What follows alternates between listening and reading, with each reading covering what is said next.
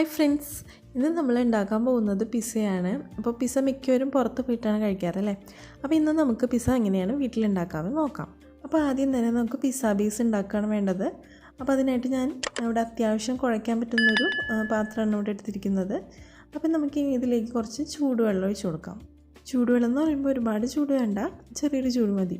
ഇനി നമുക്കിതിലേക്ക് 1 ടീസ്പൂണോളം ഈസ്റ്റ് ഇട്ട് കൊടുക്കാം. ഇനി ഇതിലേക്ക് നമുക്ക് കുറച്ച് പഞ്ചസാരയും കുറച്ച് ഉപ്പും ചേർത്ത് കൊടുക്കാം. എന്നിട്ട് നമുക്ക് നല്ലപോലെ ഒന്ന് ഇളക്കി കൊടുക്കാം. ഇനി ഇതിലേക്ക് 2 കപ്പ് മൈദയാണ് ഇട്ട് കൊടുക്കേണ്ടത്.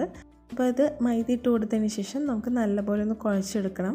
അപ്പോൾ നമുക്ക് ആവശ്യമുണ്ടെങ്കിൽ കുറച്ച് വെള്ളം ആഡ് ചെയ്ത് നമുക്ക് കുഴച്ചെടുക്കുകയാണ് വേണ്ടത്. അപ്പോൾ നമ്മൾ ചപ്പാത്തിക്കൊക്കെ കുഴക്കില്ലേ, അതുപോലെ കുഴച്ചിട്ട് ഉരുട്ടിയെടുക്കുകയാണ് വേണ്ടത്. ഇപ്പോൾ ഞാനിവിടെ നല്ലപോലെ കുഴച്ചെടുത്തിട്ടുണ്ട്. ഇനി നമുക്കിതിലേക്ക് കുറച്ച് ബട്ടർ അല്ലെങ്കിൽ നെയ്യ് ഒഴിച്ചിട്ട് ഒന്നും കൂടി ഒന്ന് കുഴച്ചെടുക്കാം. ഞാനിവിടെ ബട്ടർ ഇട്ടിട്ട് നല്ലപോലെ കുഴച്ചെടുത്തിട്ടുണ്ട്. അപ്പോൾ ഇനി നമുക്കിതൊന്ന് ഉരുട്ടിയെടുക്കണം. ഇതുപോലെ ബാക്കിലേക്ക് ഉരുട്ടിയെടുക്കുകയാണ് വേണ്ടത്. ഇങ്ങനെ ഉരുട്ടിയെടുത്തതിന് ശേഷം 1 മണിക്കൂർ നമുക്ക് അടച്ചു വയ്ക്കാം. അപ്പോൾ ഇത് 1 മണിക്കൂർ കഴിഞ്ഞിട്ടുണ്ട്. അപ്പോൾ ഇനി നമുക്കൊന്ന് തുറന്ന് നോക്കാം. അപ്പോൾ ഇത് നന്നായിട്ട് പൊന്തി വന്നിട്ടുണ്ട്. ഇനി നമുക്കിതൊന്നും കൂടി ഒന്ന് കുഴച്ചെടുക്കാം. ഇനി ഇത് പരത്താൻ വേണ്ടിയിട്ടൊരു പലകയിലേക്ക് നമുക്ക് കുറച്ച് പൊടി ഇട്ടിട്ട് പരത്തിയെടുക്കാം. പരത്തുമ്പോൾ ഒരുപാട് കട്ടി കുറച്ച് പരത്താൻ പാടില്ല, കുറച്ച് കട്ടിയിൽ വേണം പരത്തിയെടുക്കാനായിട്ട്. പിന്നെ നമുക്ക് വേണമെന്നുണ്ടെങ്കിൽ ഇത് കൈ വെച്ചിട്ടും പരത്തിയെടുക്കാവുന്നതാണ്. എന്നാൽ എല്ലാ സൈഡിലും കറക്റ്റായിട്ട് കട്ടിയാവണമെങ്കിൽ നമ്മളിതുപോലെ പരത്തിയെടുക്കുകയാണെങ്കിൽ മാത്രമേ ഒരേപോലെ കട്ടി കിട്ടുള്ളൂ. മറ്റേ ടൈപ്പ് കൈ കൊണ്ട് പരത്തുകയാണെന്നുണ്ടെങ്കിൽ ചിലപ്പോൾ പല സൈഡിലും കട്ടി കൂടാനായിട്ടും ചാൻസ് ഉണ്ട്. ഇപ്പോൾ നമ്മുടെ പരത്തി കഴിഞ്ഞു. അപ്പോൾ നമ്മളിവിടെ തവയിലാണ് ഉണ്ടാക്കാൻ പോകുന്നത്.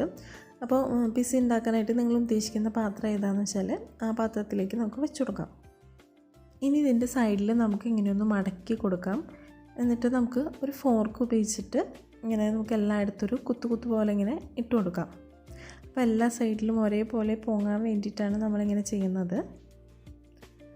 അപ്പോൾ ഇനി നമുക്കിതിൻ്റെ മുകളിൽ പിസ്സ സോസ് തേച്ച് കൊടുക്കാം. അപ്പോൾ പിസ്സ സോസിൻ്റെ റെസിപ്പി ഞാനിവിടെ ഉണ്ടാക്കിയിട്ടുണ്ട്. അപ്പോൾ അത് ഡിസ്ക്രിപ്ഷൻ ബോക്സിൽ ഞാൻ കൊടുക്കാം. അപ്പോൾ നിങ്ങളത് നോക്കുക. പിന്നെ ഈ പിസ്സ സോസ് നമുക്ക് കടയിൽ നിന്ന് വാങ്ങിക്കാനായിട്ട് കിട്ടും. അപ്പോൾ കടയിൽ നിന്ന് വാങ്ങിക്കാനാണ് താല്പര്യം എന്നുണ്ടെങ്കിൽ കടയിൽ നിന്ന് വാങ്ങിച്ചിട്ട് അത് യൂസ് ചെയ്താലും മതിയാവും. അതിപ്പോൾ കടയിൽ പോയി വാങ്ങിക്കാൻ പറ്റില്ല എന്നുണ്ടെങ്കിൽ നിങ്ങൾ ഈ റെസിപ്പി നോക്കിയിട്ട് ഉണ്ടാക്കി നോക്കുക.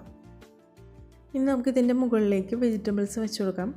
അപ്പോൾ ഞാനിവിടെ വെച്ചിരിക്കുന്നത് സവാള, ക്യാപ്സിക്കം, തക്കാളി ഇവയാണ് ഞാനിപ്പോൾ ഇവിടെ വെച്ചിരിക്കുന്നത്. അപ്പോൾ ക്യാപ്സിക്കം നമുക്ക് പല കളേഴ്സിൽ കിട്ടും. അപ്പോൾ നിങ്ങളുടെ കയ്യിൽ അവൈലബിൾ ആയിട്ടുള്ള പല കളേഴ്സ് ഉണ്ടെങ്കിൽ അതൊക്കെ നമുക്കിതിന് യൂസ് ചെയ്യാവുന്നതാണ്. അപ്പോൾ എൻ്റെ കയ്യിൽ അവൈലബിൾ ആയിട്ടുള്ള വെജിറ്റബിൾസ് വെച്ചിട്ടാണ് ഞാനിവിടെ പിസ്സ തയ്യാറാക്കിയിരിക്കുന്നത്. ഇനി നമുക്കിതിൻ്റെ മുകളിലേക്ക് കുറച്ച് ചീസ് ഇട്ട് കൊടുക്കാം.